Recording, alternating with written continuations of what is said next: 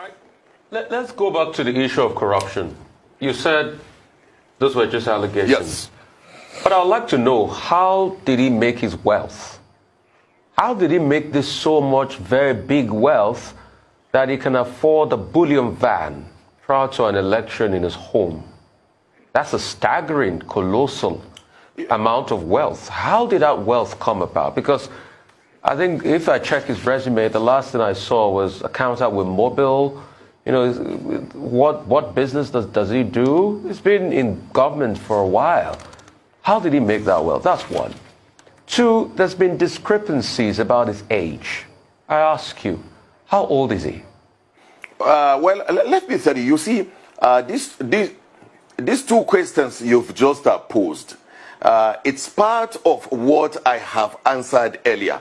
I think at this point that we've gotten to, our emphasis should be on the pedigree of this candidate, what he has demonstrated that he has done, what he has achieved, how he has changed the revenue of Lagos State, how he has put a long-term plan to implement infrastructure. How he has ensured that he instilled discipline. Honorable Jibril. How much people that he has built. Honorable Jibril. These are the focus that we should concentrate on. Honorable Jibril. Because most of these political issues that we keep raising front and back will not solve the problem. So the emphasis now, the focus now, should be on the capacity and the competence of this candidate. Honorable Jibril, how did Bola Ahmed Tinubu make his money? That's all I want to know. You can tell me what we can focus on. We'll talk about it in the manifesto. How did Bola Tinubu make so much money that he had a bullion van in his home on election day? And how old is he? Those are the questions that people are asking out there. How old is he? How did he make the billions? I'm also putting it. I'm also now, you've asked your question clearly, and I will give you a simple and clear answer.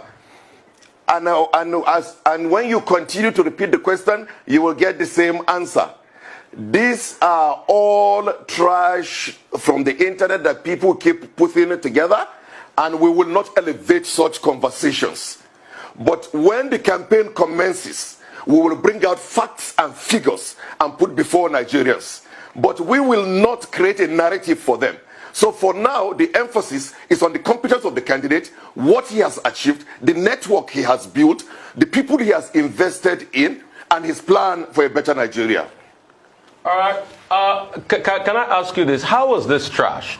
Bullion van was found in his home. The pictures were viral, and there's been no denial. So how are you saying that is trash? And how is it trash that we want to know how the person that will lead Nigeria made so much wealth? You know, and also the declaration of being richer than also state. So that's not trash. How did he make his money? That's all I want to know. And tell me how old he is, so I can take you by something. Because there's been discrepancies too by the people of his age and his wealth. It's just a question I'm asking. Please. And the Rufai is just an answer that I'm giving you as well. You see, unfortunately, you are posing the question as a journalist. What will satisfy you is when I say things the way you want me to say it. So you don't want to respect my own response. And I think it is unfair and probably very unprofessional. Because the response is simple. We've raised issues here about corruptions. I gave instance with even Reuben Abati himself. And I gave several instances of a lot of politicians in Nigeria where you will see stuff like this on the internet. And we said we are not going to elevate such conversation, and we will not. Okay, Honorable So if you put the question before me 100 times, I will not.